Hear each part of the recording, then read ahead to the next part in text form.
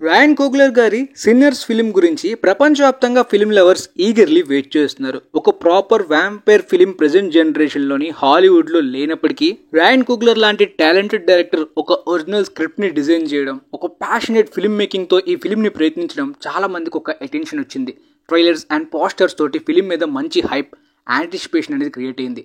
So release అయిన ఈ film lovers కి, రెగ్యులర్ ఆడియన్స్ కి, ఈ వ్యాంపైర్ హొరర్ జానరా ఫ్యాన్స్ కి ఎంతవరకు మెప్పించిందో క్లియర్ గా ఈ వీడియోలో తెలుసుకుందాం. ఈ ఫిలిం థియేటర్స్ లో చూడాలా లేదంటే నార్మల్ వాచ్ అయినా ఓకేననే దాని గురించి కూడా ఇప్పుడు తెలుసుకుందాం. 1930s టైమ్ లైన్ లో ఉండే ఈ పీరియడ్ డ్రామాలోని మ్యూజికల్ అండ్ హొరర్ జానరాస్ ని బ్లెండ్ చేసిన విధానం స్క్రిప్ట్ లోని చాలా స్ట్రాంగ్ పాయింట్స్ అన్నమాట. దానికి సంబంధించి ఫస్ట్ యాక్ట్ లోనే మనకి హింట్స్ ఇస్తూ ఒక ప్రాపర్ సెటప్ క్రియేట్ చేయడానికి రాయన్ కోగ్లర్ గారు ఒక అద్భుతమైన స్టోరీ టెల్లింగ్ డైరెక్షన్ వేని వాడుకున్నారు. అదే విధంగా స్క్రిప్ట్ లోని రైటింగ్, డిజైనింగ్ కూడా ఎక్సలెంట్ గా డిజైన్ చేశారు. మైకిల్ బి జార్డన్ గారు ఈ ఫిలిం లోని మనకి స్మోక్ అండ్ స్టాక్ అనే ట్విన్ బ్రదర్స్ డ్యూయల్ రోల్ లోని కనిపిస్తారు. అఫ్ కోర్స్ ఆయన చాలా మంచి టాలెంటెడ్ యాక్టరే. సో ఈ ఫిలిం లోని ఆ డ్యూయల్ రోల్ లోని ట్విన్ బ్రదర్స్ లోని ఆ క్యారెక్టర్స్ ని క్రియేట్ చేసిన పర్పస్ కూడా చాలా మంచి ఇంటెన్షన్ అనేది మనకి ఫస్ట్ యాక్ట్ లోనే అర్థమైపోద్ది.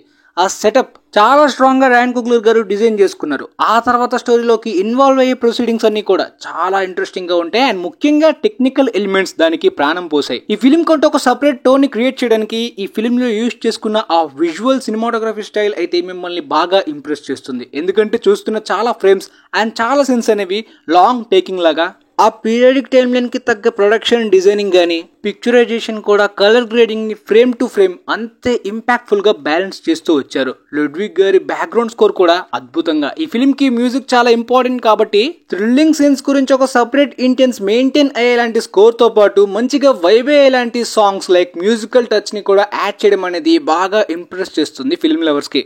అందుకని ఈ వ్యాంపైర్ ఫిలిం అనేది మీకు చాలా యూనిక్ గా అనిపిస్తుంది. గతంలో మనం ఎన్నో వ్యాంపైర్ ఫిల్మ్స్ చూసాం, కానీ రాయన్ కోగ్లర్ గారు రాసుకున్న ఈ ఒరిజినల్ స్క్రిప్ట్ లోని కొన్ని ఇంపార్టెంట్ థీమ్స్ కూడా, సోషల్ అండ్ రేషియల్ కన్వెన్షన్స్ ని కూడా పర్ఫెక్ట్ గా బ్లెండ్ చేశారు. ఒక ప్రాపర్ సీన్ కి కావాల్సిన స్కోర్, సినిమాటోగ్రఫీని కూడా రాయన్ కోగ్లర్ గారు రైటింగ్ లోనే డిజైన్ చేసుకున్నారని చెప్పి మీకు క్లియర్ గా ఆయన ఇంటెన్షన్ డైరెక్షన్ లోని అర్థమైపోద్ది. అంత స్ట్రాంగ్ డైరెక్షన్ అందించారు.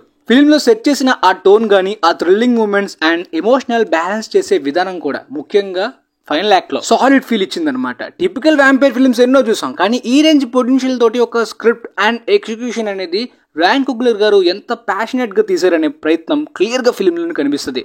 హైలీ స్టాన్ఫీల్డ్ యొక్క పర్ఫార్మెన్స్ ఉన్నంత వరకు ఇంప్రెస్ చేస్తుంది, కానీ జాక్ ఓకానెల్ యొక్క పర్ఫార్మెన్స్ మాత్రం కొద్దిగా స్పెషల్ గా అనిపిస్తుంది. ముఖ్యంగా మైకిల్ బి జార్డన్ గారి పర్ఫార్మెన్స్ తర్వాత మెయిన్ ప్రొసీడింగ్స్ మొదలైన తర్వాత అన్ఎక్స్పెక్టెడ్ ఎక్సైట్మెంట్ అనేది ఫిలిం మీద అలా పెరిగిపోతూ ఉంటుంది. ఆ తర్వాత ఫైనల్ యాక్ట్ లో ఆ ఎమోషనల్ బ్యాలెన్స్ గానీ, ఆ టైప్ ఆఫ్ సీన్స్ గానీ ఇంతకు ముందు నేను ప్రీవియస్ వ్యాంపైర్ ఫిల్మ్స్ ఎందులో కూడా చూడలేదు అనే ఫీలింగ్ నాకు అనిపించింది. అండ్ ఇందాక చెప్పినట్టు టెక్నికల్ ఆస్పెక్ట్స్ కూడా ఎంత పర్ఫెక్ట్ గా స్క్రిప్ట్ కి తగ్గట్టు అంత ప్యాషనేట్ టేకింగ్ కనిపించిందో, థియేట్రికల్ ఎక్స్పీరియన్స్ కూడా ఒక మెమరబుల్ గా గుర్తుండిపోయేలాగా. ముఖ్యంగా ఈవినింగ్ చూసాను కదా, ఇలాంటి genres evening or night time చూస్తున్నప్పుడు ఒక సపరేట్ వైబ్ అనేది క్రియేట్ అవుతుంది. నాకు పక్కాగా ఈ ఫిలిం ఇచ్చిన వైబ్ గుర్తుండిపోయేలాగా ఎవర్ గ్రీన్ వైబ్ ఇచ్చింది.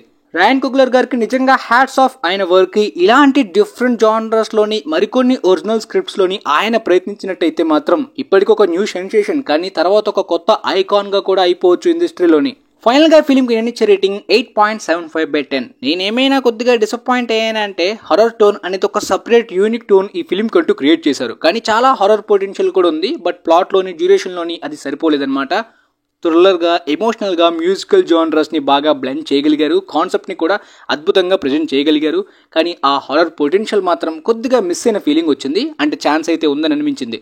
Non sequels, non franchise, non IP films కి ఓపెనింగ్స్ చాలా తక్కువ రావడం గానీ, హై బజ్ క్రియేట్ అవడం గానీ చాలా రేర్ గా ఉంటుంది. లో బడ్జెట్ లోనే లిమిటెడ్ గా ట్రై చేసుకోవాలి చాలా వరకు, మార్కెటింగ్ లో గానీ, ప్రమోషనల్ మెటీరియల్స్ లో గానీ. కానీ ఈ ఫిలిం కి ఓపెనింగ్స్ కూడా నార్త్ అమెరికాలోని ఒక franchise film range hype create అవడం అనేది నిజంగా సెన్సేషనే. డెనీ విల్నోవ్, క్రిస్టోఫర్ నోలన్ లాంటి చాలా మంది డైరెక్టర్స్ వాళ్ళ స్టైల్ ని మార్చుకుని సపరేట్ ఐకానిక్ గా ఇండస్ట్రీలోని వాళ్ళకంటూ ఒక సపరేట్ స్టాండర్డ్స్ ని క్రియేట్ చేసుకున్నారు. సేమ్ రాయన్ కోగ్లర్ గారి వే కూడా అలానే కనిపిస్తుంది. మరి చూద్దాం. మొత్తానికి నా రివ్యూ మీకు క్లియర్ గా అర్థమైంది అనుకుంటున్నాను. వీలైతే ఈ వీడియోని మీ ఫ్రెండ్స్ లో ఉన్న వాళ్ళకి కూడా షేర్ చేయండి, మేబీ వాళ్ళకి కూడా యూజ్ అవ్వచ్చు. And thanks for watching guys.